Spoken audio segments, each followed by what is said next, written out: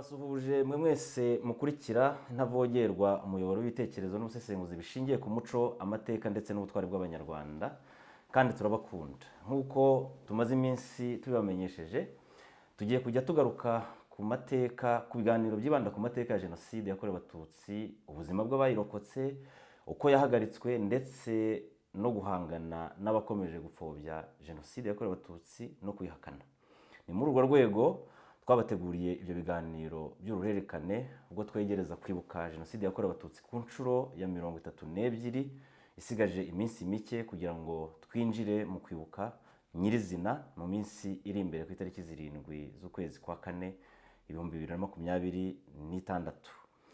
Ni muri urwo rwego rero nashatse ko mbere y'uko tuganira cyangwa se tuza kuvuga ku byo nateguye ko tuganira muri uyu mwanya, twabanza tukaganira ariko tuziranye.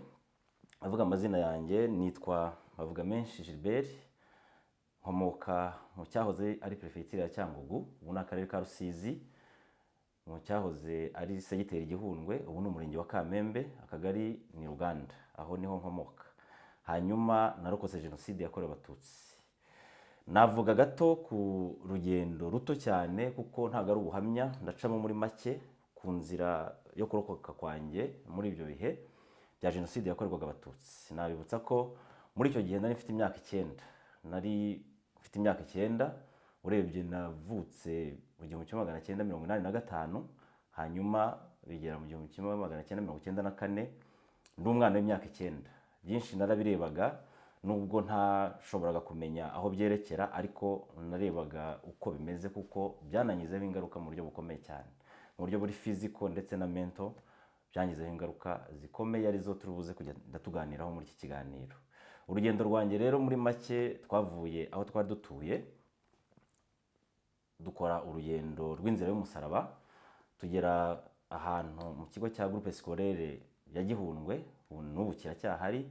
Aho niho twamaze iminsi mike, ariko tuza kubakurwa dukomereza muri stade, icyo gihe yitwaga stade Kamarampaka, ariyo stade ya Cyangugu ubu ngubu y'akarere ka Rusizi. Icyo gihe yari stade ya Cyangugu ariko ku izina yitwaga stade Kamarampaka. Hanyuma tuza kuvanwa aho ngaho muri iyo stade twerekezwa i Nyarushishi. Nyarushishi rero nahatindaho gatoya kuko n'ahantu hakusanyirijwe abantu benshi baturutse hirya no hino mu karere ka Rusizi. Ubu ngubu hari baturutse mu biriziya bitandukanye, za Nyamasheke, Mibirizi, za Shangi n'ahandi hatandukanye, aho abantu bagendaga barokokera abasigaye mu bishwe, kuko izo kiliziya zose mbabwiye bahiciye abantu benshi batandukanye. Hanyuma barokotseyo bakabakusanya bakabazana Nyarushishi. Twari kumwe kandi n'abantu bari baraturutse no mu Bisesero ku Kibuye, mu buryo urebye bwari nko kuduhuriza hamwe kugira ngo bazasoze umugambi bari barateguye wo kurimbura Abatutsi nk'uko byari biteguwe. Ni muri ako gace gato cyane nababwiraga kugira ngo twinjire mu kiganiro neza, ariko mbere yuko dukomeza ikiganiro cyacu, nagiraga ngo twinjire. Hari video ngira ngo mbere yuko nkomeza ya Perezida wa Repubulika Paul Kagame, icyo gihe yari Vice Perezida ari na Minisitiri w'Ingabo. Hari video yagiye kwifatanya n'abibukaga Jenoside yakorewe Abatutsi mu 1995 ku itariki 19 z'ukwezi kwa 2 1995. Iyo video mbere yuko ndi bukomeze turabanza tuyikurikire, hanyuma ndakomeza nyuma yaho. Birushaho gukomera kubivuga iyo uzi ko ababikoze ari Abanyarwanda, nawe watekereza ukumva uri Umunyarwanda. Ubundi abantu bangana batya, hari ubwo bagira batya bakicwa, ukumva ngo habaye umwuzure ahantu abantu ibihumbi barapfa, ahandi batise habaye umushyitsi abantu bapfuye ibihumbi 100.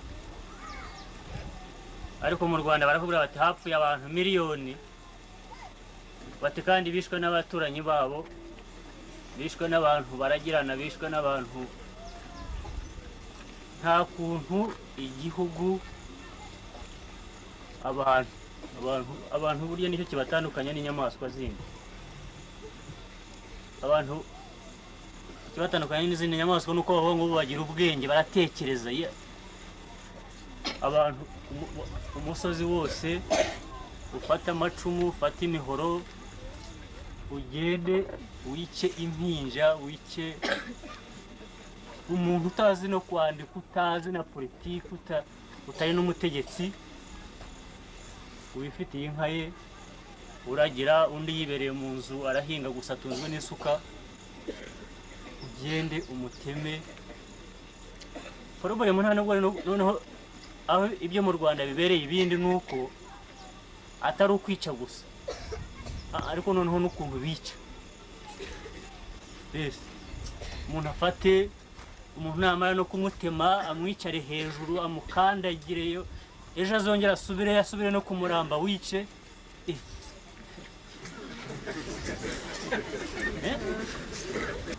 Bese hariho ikibazo cyo kwica ubwacyo, abantu bakumva kidahagije bakongeraho noneho no kwica nabi.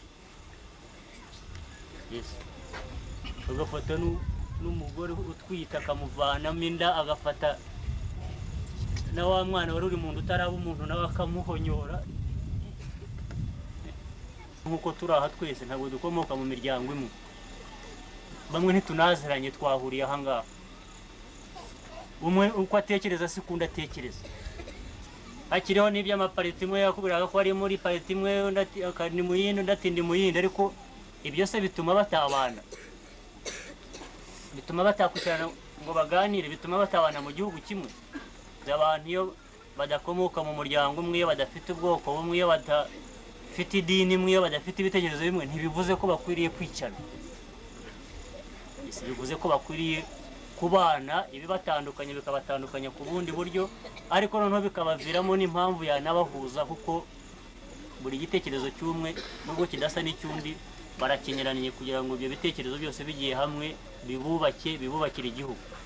Ariko rero data bamutemeye hano kuri runo rutare, bamutema akaboko, urutare rumuhirimaho ntiyapfa. By'amahirwe haza umupadiri wabaga muri paruwasi ya Mubyimana, niyo paruwasi yacu, amujyana i Kabgayi mu bitaro. Yamazemo amezi 4, bamushyiraho utu twuma twari dufatanyije akaboko ke hano, arakabanura, urabona ko yagombaga kugapfana, ko nta kintu yabashaga gukora. None dushoboye kumusanga hano, nicyo gitumye tumenya ko ari sur le reste du bras de mon père. Il s'appelait Daniel Mubyarugamba. On lui a coupé le bras en 1973. Il n'est pas mort. On l'a emmené à l'hôpital. Et ça fait 20 ans après que maintenant on l'a tué. Et nous pouvons le reconnaître grâce à ça.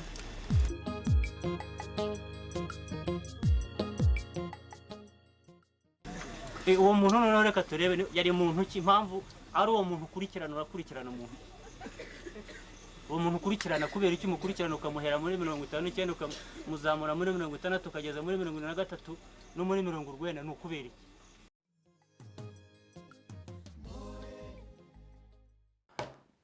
Nk'uko mubibonye muri iyi video, ndagira ngo ngaruke gato kuri iri jambo rya nyakubahwa Perezida wa Repubulika Paul Kagame. Aragira ati birushaho gukomera iyo bakubwiye ko babikoze ari Abanyarwanda, nawe ugasanga uri Umunyarwanda. Ati kandi abishwa ari Abanyarwanda bakicwa n'Abanyarwanda. Iki ni ikintu gikomeye nagira ngo ngarukeho, kinateye n'ubwoba kuri jenoside yakorewe Abatutsi, ko idafite aho ihuriye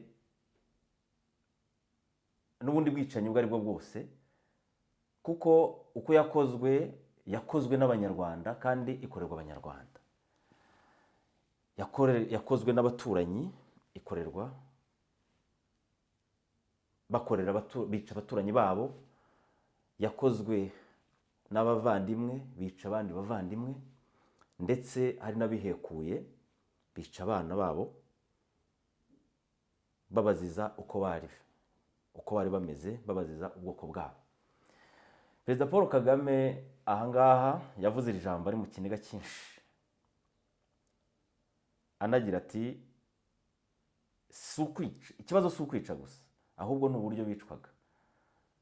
Babishe nabi, bakica umuntu ndetse bakagaruka bakica n'umurambo, bakawukiniraho.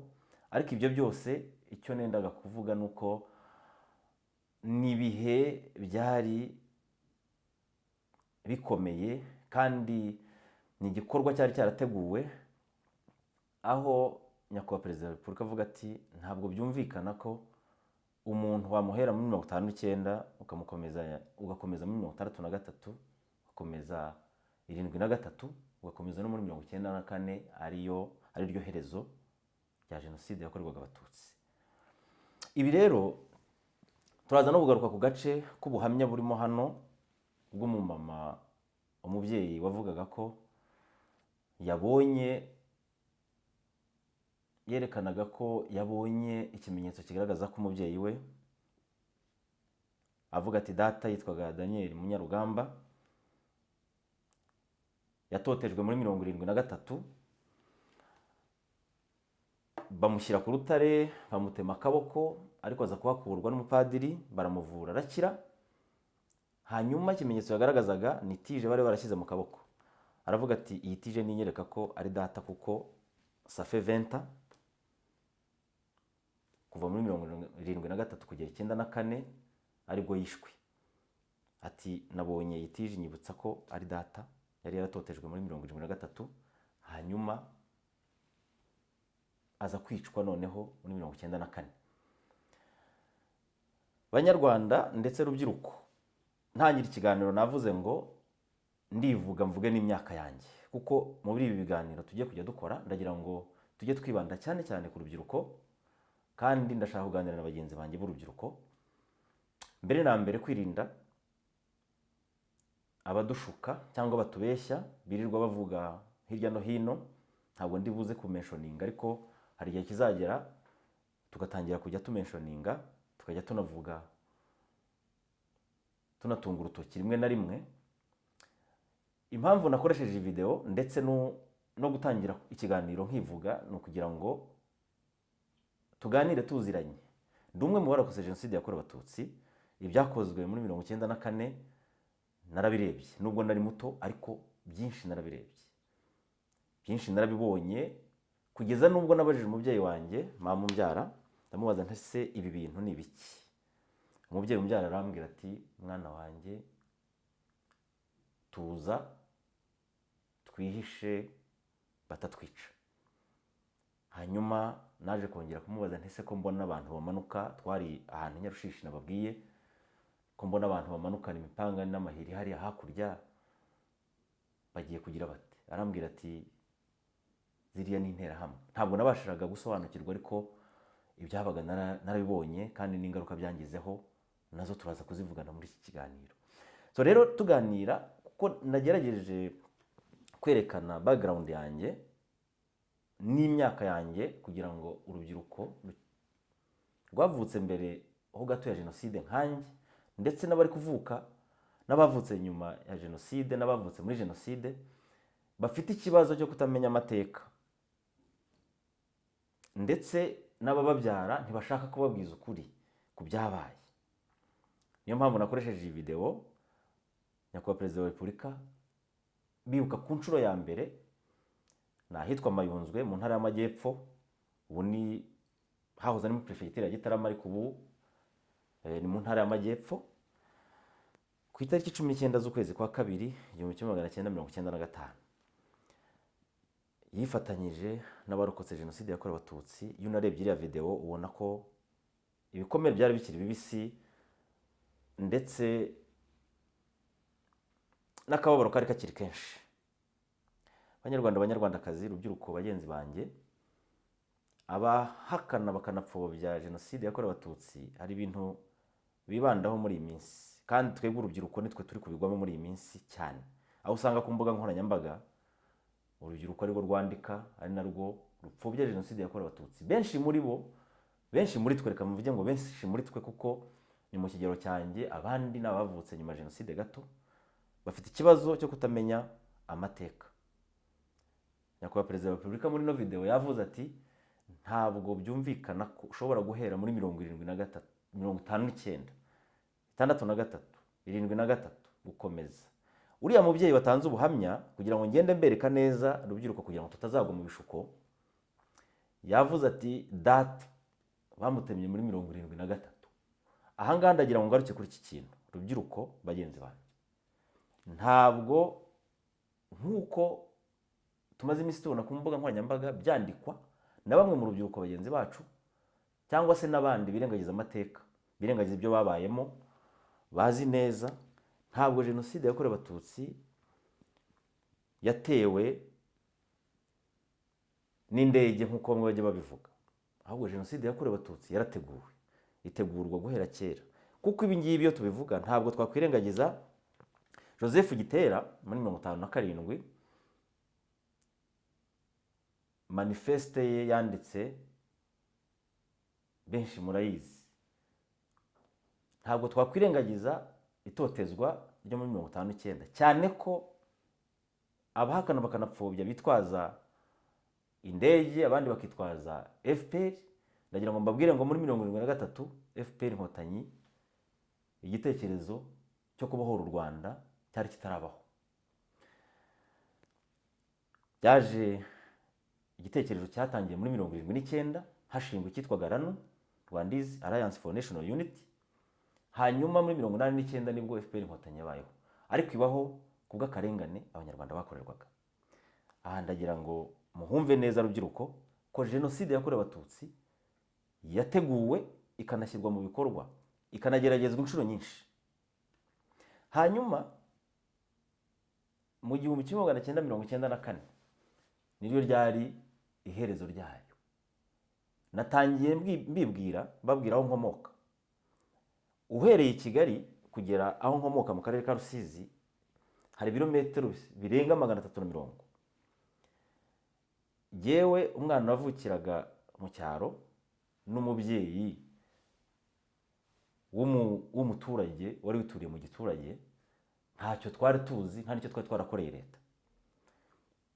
Mumbwire abashobora kuvuga ko jenoside yakorewe abatutsi yatewe n'ihanurwa ry'indege, abandi bakavuga ko yatewe n'urugamba rwa RPF Inkotanyi ibohora abanyarwanda, uburyo hakwicwa umuntu uri i Kigali, umututsi uri i Kigali, hanyuma hakicwa nanjye uri Cyangugu n'umubyeyi wanjye wari umuturage usanzwe, navuga ko yari umukene wo mu cyaro wihingiraga urutoki,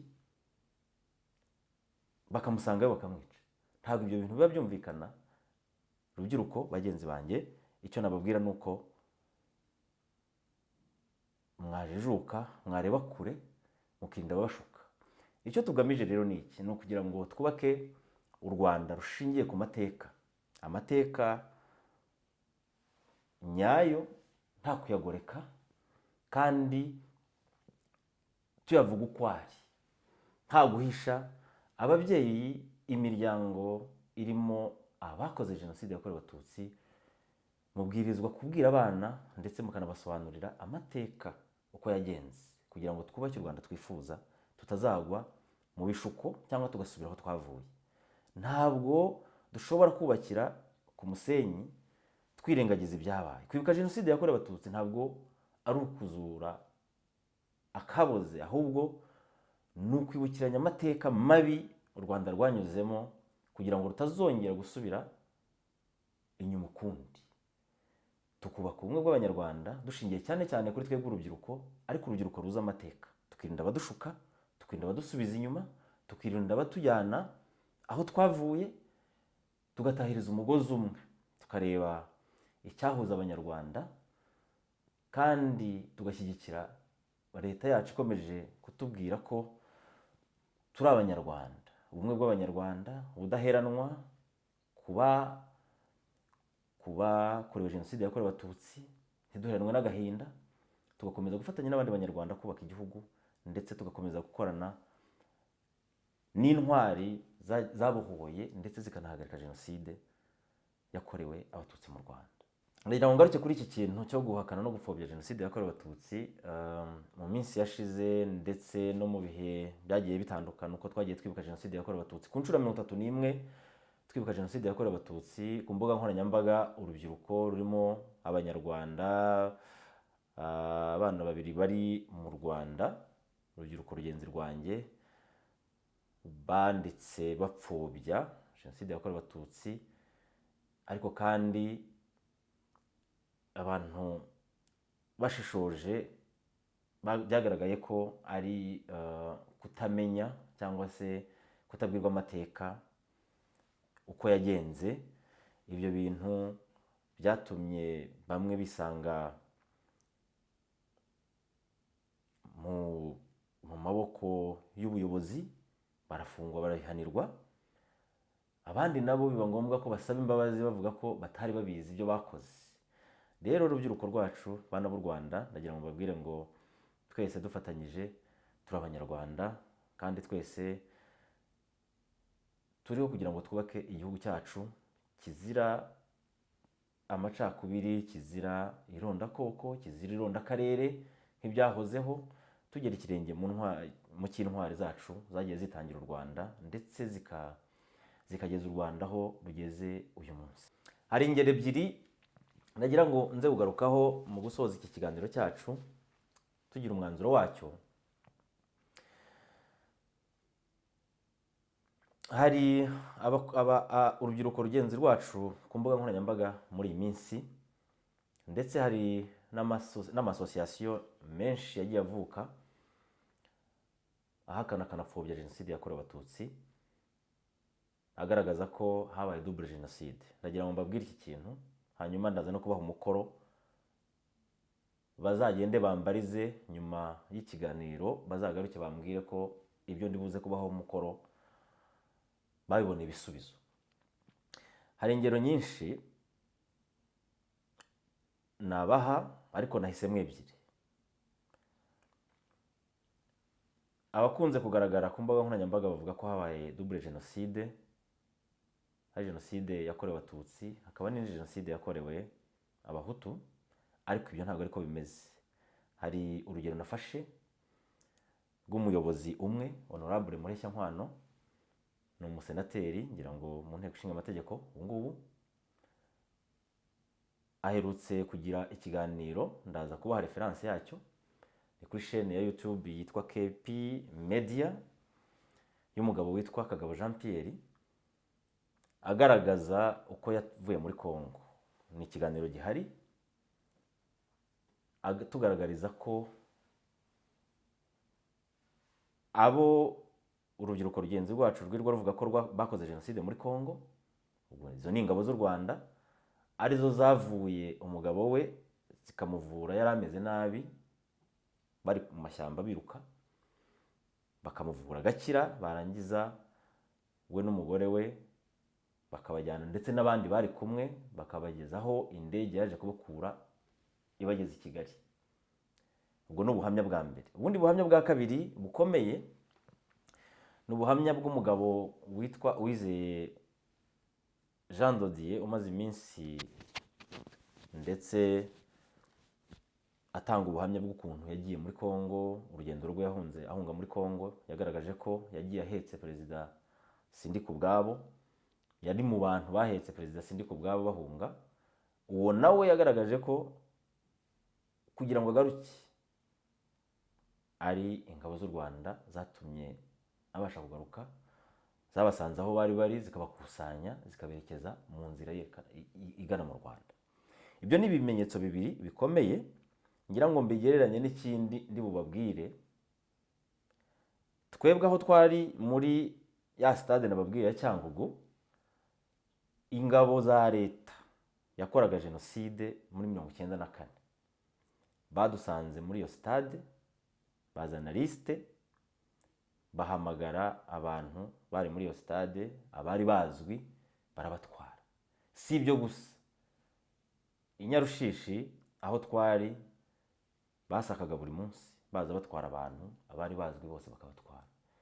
Ibyo bimenyetso bitatu mbahaye nagira ngo mbereke uko ibintu bitandukanye, hanyuma muze kumbwira niba koko iyo double jenoside, uhereye kuri Honorable Mureshyankwano wagarutse kubera ingabo z'u Rwanda bitaga inkotanyi muri Congo, hanyuma Jean Dodier nawe Uwizeye wagaruwe nizo bita inkotanyi muri Congo, hanyuma urebe nanjye yewe aho narindi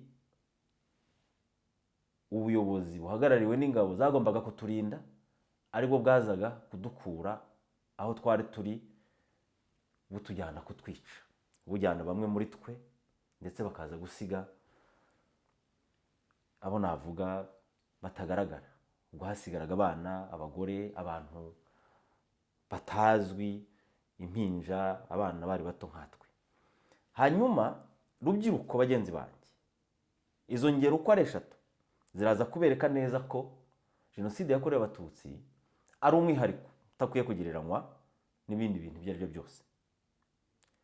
Ntabwo jenoside yakorewe abatutsi igereranywa n'izindi mfu izo arizo zose, kuko kwica umwana ukica umukecuru, urugero rukomeye nka sogokuru yishwe afite imyaka 94, nyogokuru nawe nuko babyara umubyeyi wanjye mama. Abo bantu mumbwira aho bari bahuriye n'ubutegetsi cyangwa aho bari bahuriye n'ibikorwa bya politike. Icyo nicyo kigaragaza ko jenoside yakorewe abatutsi mu Rwanda ari ikintu kidakwiye kugereranywa n'ibindi bintu ibyo ari byo byose. Rero Abanyarwanda, Abanyarwandakazi, rubyiruko bagenzi banjye, twirinde abatushuka.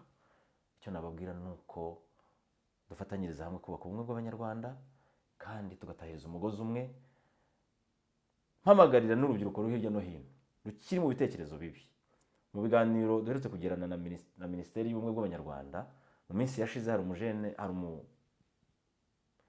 umumama watanze ubuhamya ariko urubyiruko avuga ukuntu yavuye mu maboko y'ababyeyi be bamubeshyaga.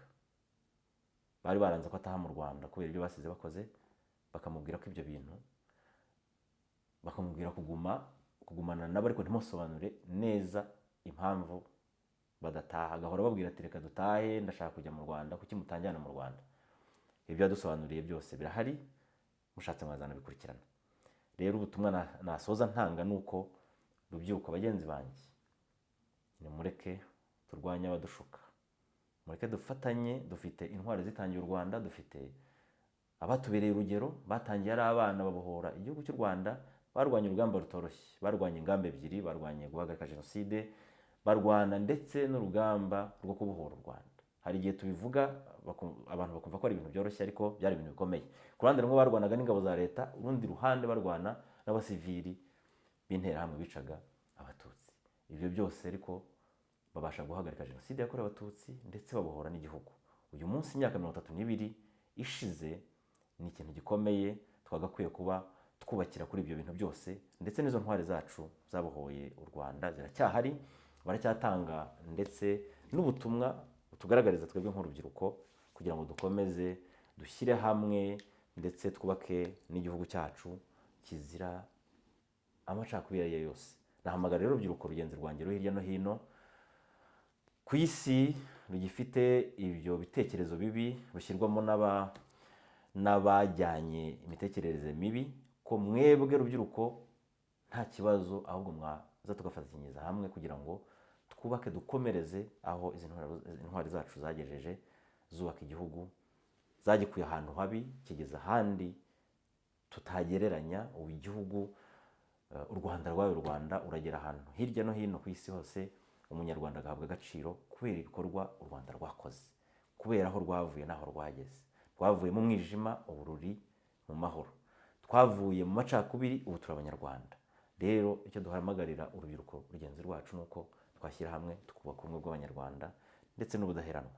Dukomeze rero tugire ibihe byiza. Ibiganiro byacu nakagaruka ku ntavogerwa, tuzakomeza tubagezeho ibiganiro nk'uko dukomeza kubibategurira. Murakoze.